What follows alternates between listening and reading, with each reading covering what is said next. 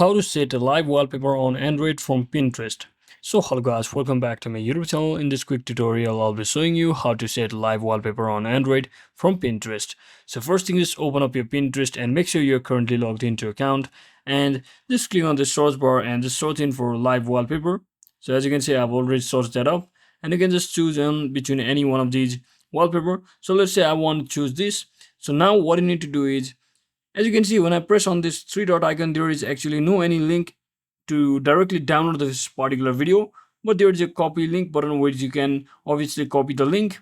But you can use third-party websites to actually download this video, which I do not recommend because they might contain viruses or data leak. So instead what you need to do is, you need to do exactly what I'm currently doing, that is screen recording the particular video. So just open up your screen recording option just like this from your drop down menu or upper menu, and simply record the particular video, and you can easily crop it using any of the video editing tools such as CapCut or any other tool. And once you do all of that, you can just head over to your gallery section and just choose on the video. And once you choose on the video, just tap on this three dot icon at the top right corner, and you should see the option that is set as wallpaper. Now simply select it, and here you should see their lock screen or call background. So I'll simply choose the lock screen since I want this wallpaper on my lock screen. And you can also adjust the position accordingly. And once you're satisfied after cropping your video, just click on done, and you should have successfully set it up this live wallpaper on your Android from Pinterest.